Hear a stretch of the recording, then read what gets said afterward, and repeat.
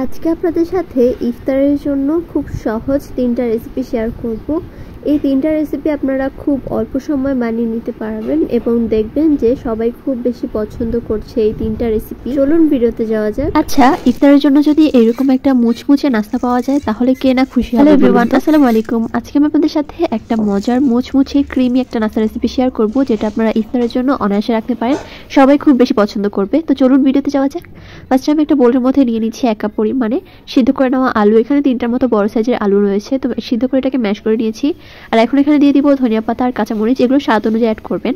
আর দিয়ে দিচ্ছি 1/2 চা চামচ জিরার গুঁড়া, 1/2 চা চামচ দিয়ে দিব ধনিয়ার গুঁড়া, সাথে দিয়ে দিব 1/2 চা চামচ মরিচের গুঁড়া।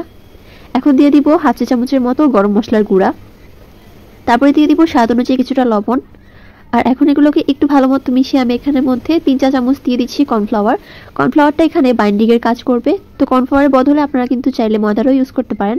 তো এখন সবকিছুকে খুব ভালো মতো মিশিয়ে নিতে হবে, একদম ভালো মতো মশলাগুলো যাতে আলুর সাথে মিশে যায়, তো ওইরকম ভাবে এটাকে মিশিয়ে নিতে হবে। ব্যাস এইটুকু প্রসেসই শুধু। আর এই সবগুলো উপকরণই কিন্তু আমাদের বাসায় সব সময় থাকে। তো দেখতে পাচ্ছেন এটা একদম নিব, মানে সব সাইড দিয়ে সমান করে এরকম লম্বাটে করে নিব, এতে করে নাস্তাগুলো বানাতে আমাদের খুব সুবিধা হবে। তো দেখতে পাচ্ছেন এরকম লম্বাটে করে নিচ্ছি। আর তারপর আমি এগুলোকে কেটে নিব। ফার্স্টে এক কোনাকুনি করে তারপর সমান ভাগে কেটে নিচ্ছি। এগুলো আসলে আপনারা দেখে বুঝতে পারছেন এই নাস্তার কাটিংটা এত বেশি সহজ। আমি শর্টসে আপলোড করেছিলাম, আপনারা অনেক বেশি পছন্দ করেছেন। তো এখন একটা একটা করে নাস্তাগুলোকে আমি উঠিয়ে নিব। আর তারপর বাহিরের অংশটা আরো বেশি ক্রিস্পি করার জন্য আমি এখানে নিয়ে নিচ্ছি একটা নুডলস। আপনারা চাইলে মিস্টার নুডলস বা ম্যাগি নুডলস যেটা হাতের কাছে থাকে ওইটাই নিতে পারেন। তো আমার কাছে মিস্টার নুডলস ছিল, তো বাহির থেকে আমি এটাকে এরকম ভাবে গুঁড়া করে নিয়েছি। আর তারপর মশলাটাকে আলাদা করে এই যে নুডলসটা আছে ওইটাকে আমি একটা প্লেটের মধ্যে নিয়ে নিচ্ছি। তো এখন এটাকে একপাশে রেখে আমি আরেকটা পাত্র নিয়ে নিচ্ছি। আর তারপর এখানের মধ্যে আমি দিয়ে দিচ্ছি কর্নফ্লাওয়ার। এই কর্নফ্লাওয়ারের মিক্সারটা আমি এই নাস্তাগুলোর বাহিরে কোটিং করে তারপর আমি যে নুডলসটাকে ভেঙে রেখেছিলাম সেটার মধ্যে দিব। তো দেখতে পাচ্ছেন 3 টেবিল চামচের মতো কর্নফ্লাওয়ারের সাথে সামান্য একটু গোলমরিচ আর নুডলসের মশলা দিয়ে দিচ্ছি। আর সাথে আমি কিছুটা পরিমাণে পানি অ্যাড করে একটা পাতলা ব্যাটার তৈরি করে নিব। তো দেখতে পাচ্ছেন ব্যাটারের ঘনত্বটা ঠিক এরকম হবে। তো এখন আমি একটা নাস্তা নিয়ে নিচ্ছি। আর তারপর এটাকে কর্নফ্লাওয়ারের পানির সাথে ভালো মতো মিশিয়ে এখন আমি এটাকে নুডলসের মধ্যে কোট করে নিব। তো দেখতে পাচ্ছেন নাস্তাটা একদম রেডি। আপনাদের সুবিধার্থে আমি আরও একটি দেখিয়ে দিচ্ছি। ফার্স্ট এটাকে কর্নফ্লাওয়ারের পানির সাথে ভালো মতো গুলিয়ে তারপর নুডলসের মধ্যে কোট করে নিলে কিন্তু নাস্তাটা একদম রেডি। আপনারা চাইলে কিন্তু এটাকে ব্রেড ক্রাম্বসের মধ্যেও কোট করে নিতে পারেন, সেক্ষেত্রেও কিন্তু নাস্তাটা অনেক বেশি ক্রিস্পি হবে। তো এখন এগুলোকে আমি ভেজে নিব। তার জন্য চুলা একটা প্যান বসিয়ে দিচ্ছি। আর তারপর আমি পর্যাপ্ত পরিমাণে তেল দিয়ে তেলটা যখন হালকা গরম হয়ে যাবে একটা একটা করে নাস্তাগুলো দিয়ে দিচ্ছি। এগুলো দেওয়ার পর কিন্তু 2 মিনিট এভাবে রেখে দিতে হবে, নাড়াচাড়া করা যাবে না। আর তারপরে আমি আস্তে আস্তে একটা একটা করে উল্টিয়ে দিচ্ছি।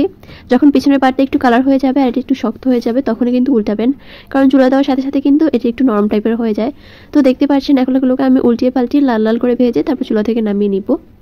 এটা ভাজার সময় খুব সুন্দর একটা ঘ্রাণ বের হবে। আর দেখুন এরকম লাল লাল করে ভেজে নিলে কিন্তু খুব সুন্দর ক্রিস্পি হবে এই নাস্তাগুলো।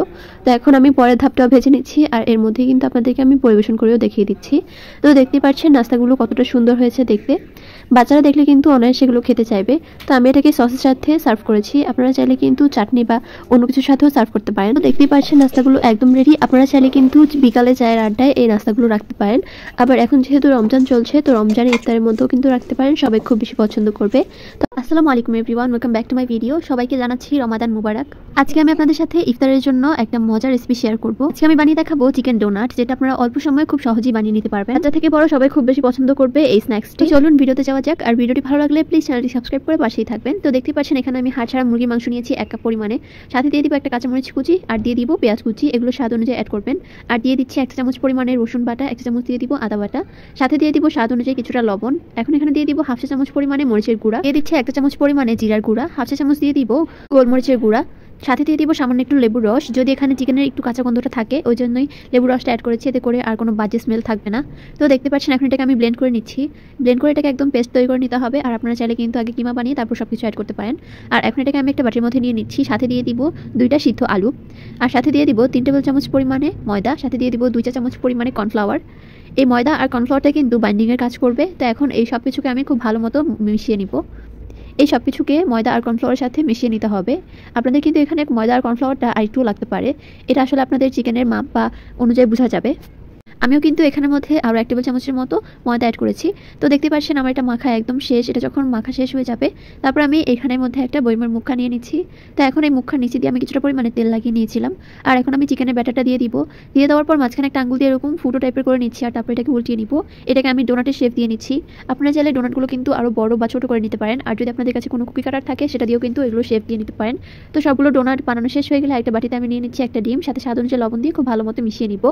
আর এর সাথে কিন্তু আমি কিছুটা পরিমাণে ব্রেড ক্রাম্বসও নিয়েছি। তো দেখতে পাচ্ছেন এখন আমি এই ডোনাটগুলোকে প্রিপেয়ার করে দেখাবো। তো এখানের মধ্যে আমি ফার্স্টে ডিমের মধ্যে ডোনাটটাকে কোট করে নিচ্ছি। আর তারপর আমি ব্রেড ক্রাম্বের মধ্যে এই ডোনাটটাকে কোট করে নিব। এভাবে চাইলে কিন্তু আপনারা ডিপ ফ্রিজে এটাকে সারা মাস জুড়ে সংরক্ষণ করতে পারবেন। তবে আমি আজকে সংরক্ষণ করবো না, সবগুলোকে আজকে ভেজে ফেলবো। এটা এত বেশি মজা হয়ে থাকে যে সবার একদম কাড়াকাড়ি ছুটে যায়। যে এটা একবার খাবে সে কিন্তু দ্বিতীয়বার আপনার কাছে অবশ্যই এটা বানানোর জন্য আবদার করবে। তো দেখতে পাচ্ছেন এখন এগুলোকে আমি ভেজে নিব। তার জন্য চুলা একটা প্যান বসিয়ে অল্প পরিমাণে তেল নিয়ে নিচ্ছি। তেলটা হালকা গরম হয়ে আসলে আমি একটা করে দিয়ে দিব। তারপর একটা পার্ট হয়ে আসলে উল্টিয়ে দিচ্ছি। এগুলো দেখবেন যে আস্তে আস্তে একটু ফুলতে শুরু করেছে। তো এটাকে আমি ভালো মতো ক্রিস্পি করে ভেজে নিচ্ছি। একটু মুচমুচে হলে কিন্তু খেতে অনেক বেশি ভালো লাগে এই ডোনাটগুলো। তো দেখতে পাচ্ছেন লাল লাল করে ভেজে তারপর আমি চুলা থেকে নামিয়ে নিচ্ছি। আপনার পছন্দ অনুযায়ী কালার করে আপনি নামিয়ে নিতে পারেন। তবে প্রপারলি কুক হতে হবে, যেহেতু এখানের মধ্যে আমরা কাঁচা মাংসটা ইউজ করেছি।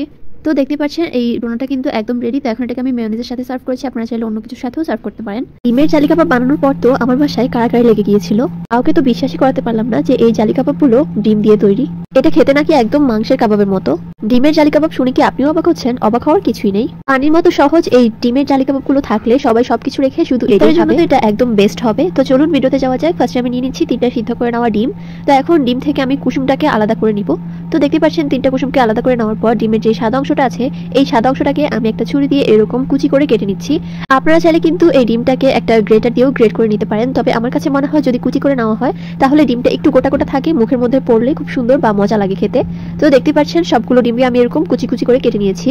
তো এখন এটাকে আমি একটা বাটির মধ্যে তুলে নিচ্ছি। আর তারপর একই চপিং বোর্ডের মধ্যে আমি নিয়ে নিচ্ছি সিদ্ধ করে নেওয়া 3টা আলু। এখানে আমি আলু ইউজ করব। তো এখন আলুটাকে একটা গ্রেটারের সাহায্যে খুব ভালো মতো গ্রেট করে নিচ্ছি। আলুটা এভাবে গ্রেট করে নেওয়ার চেষ্টা করবেন, তাহলে কিন্তু একটা স্মুথ ফিনিশিং পাবেন। তো দেখতে পাচ্ছেন আস্তে আস্তে আমি 3টা আলুকে খুব ভালো মতো গ্রেট করে নিয়েছি। তো এখন এই আলুগুলোকেও আমি সেম বাটিতে নিয়ে নিচ্ছি। তো এখন যে কুসুমগুলোকে আমরা আলাদা করে রেখেছিলাম সেই কুসুমগুলোকেও ছুরি দিয়ে এরকম ভাবে কুচি করে নিচ্ছি। আর এখন এই কুসুমটাকেও আমি বাটির মধ্যে নিয়ে নিব। আর তারপর এখানে দিয়ে দিচ্ছি 1 কাপ পরিমাণে পেঁয়াজ বেরেস্তা। পেঁয়াজ বেরেস্তাটা অবশ্যই দেওয়ার চেষ্টা করবেন, এটা দিলে এত সুন্দর একটা গ্রান বের হয়। সাথে দিয়ে দিচ্ছি স্বাদ অনুযায়ী কাঁচামরিচ কুচি আর সামান্য একটু ধনিয়া পাতা কুচি। এগুলো স্বাদ অনুযায়ী ইউজ করা যাবে। হাফ চা চামচ দিয়ে দিচ্ছি মরিচের গুঁড়া, হাফ চা চামচ দিয়ে দিব জিরার গুঁড়া। এখন এখানে দিব স্বাদ অনুযায়ী কিছুটা লবণ। লবণটা আপনারা বাড়িয়ে কমিয়ে দিতে পারবেন। আর এখন এখানে দিয়ে দিচ্ছি হাফ চা চামচ গরম মশলার গুঁড়া। গরম মশলার গুঁড়া হাতের কাছে থাকলে দিবেন, না থাকলে দেওয়ার প্রয়োজন নেই। তবে এটা দিলেও কিন্তু খুব সুন্দর একটা ফ্লেভার অ্যাড হয়। তো এখন আমি সবকিছুকে খুব ভালো মতো হাতের সাহায্যে মিশিয়ে নিচ্ছি। মিশাতে দেখবেন যে এটা থেকে অনেক সুন্দর একটা গ্রান বের হচ্ছে। তো দেখতে পাচ্ছেন এখন এখান থেকে আমি অল্প একটু পরিমাণে নিয়ে এরকম বলের মতো করে নিচ্ছি। তো এরকম করে আমি সবগুলো বানিয়ে নিচ্ছি। আর তারপর একটা বাটি নিয়ে নিব। এখানে আমি দিয়ে দিচ্ছি 3টা ডিম। তো এখন এই ডিমগুলোকে হাতের সাহায্যে একটু ফেটিয়ে নিচ্ছি। আর তারপর আমি একটা কাবাব দিয়ে দিব। আর তারপর এই কাবাবের মধ্যে আমি কাবাবটাকে আমি ডিমের মধ্যে খুব ভালো মতো কোট করে নিচ্ছি। আর তারপর চুলা একটা প্যান বসিয়ে তেলটা যখন হালকা গরম হয়ে যাবে একটা কাবাব দিয়ে দিচ্ছি। আর তারপর আমি উপর থেকে এরকম ডিমটাকে ছড়িয়ে দিচ্ছি। যেহেতু এটা জালি কাবাব বানাচ্ছি তাই এই টিপসটা ফলো করবেন। এভাবে করে দিলে কিন্তু ডিমের খুব সুন্দর জালি জালি একটা ভাব আসে, তাহলে কিন্তু দেখতে আর খেতে খুব সুন্দর হয়। তো দেখতে পাচ্ছেন এরকম ছড়িয়ে দেওয়ার পর যেগুলো সাইডে ছিল ওইগুলো আমি কাবাবের মধ্যে দিয়ে মাঝখানে দিয়ে দিয়েছিলাম। তো সেম ভাবে আমি আরেকটাও করে দেখাচ্ছি। দেখুন ডিমটাকে এরকম ছড়িয়ে দিতে হবে। আর তারপর যেগুলো বাইরে বের হবে ওগুলোকে আমরা কাঁটা চামচ দিয়ে কাবাবটার মাঝখানের মধ্যে দিয়ে দিব। আর তারপর এগুলোকে উল্টিয়ে পাল্টে একটু লাল লাল করে ভেজে তারপর চুলা থেকে নামিয়ে নিচ্ছি। আমি একটা করে দিচ্ছি আর তারপর আরেকটা করে লাল লাল হয়ে গেলে উঠিয়ে নিচ্ছি। যেহেতু এটা একটু প্রসেসের ব্যাপার আছে তার কারণে আমি সবগুলোকে একসাথে ভাজতে পারছিলাম না। তো একটা করে ভেজে তারপর তুলে ফেলছিলাম। তো এরকম করে সবগুলোকেই আমি ভেজে নিয়েছি। তো দেখতেই পাচ্ছেন আমার ডিমের জালি কাবাবগুলো কিন্তু একদম রেডি। কেউ বুঝতেই পারবে না যে এটা ডিম দিয়ে বানানো হয়েছে। আমার এখানে একটা ভুল হয়েছে, আরো বেশি করে বানানো উচিত ছিল, কারণ সবাই আরো বেশি খেতে চাচ্ছে। এটার ভিতরটা দেখে কিন্তু বোঝা যাচ্ছে যে এটা কতটা বেশি লোভনীয় হয়েছে। আপনারা চাইলে কিন্তু বাসায় এরকম রমজানে ইফতারের জন্য বানিয়ে নিতে পারেন। তো আমার আজকে ভিডিওটি ছিল এই পর্যন্তই। ভিডিওটি ভালো লাগলে প্লিজ চ্যানেলটি সাবস্ক্রাইব করে পাশেই থাকবেন। আল্লাহ হাফেজ।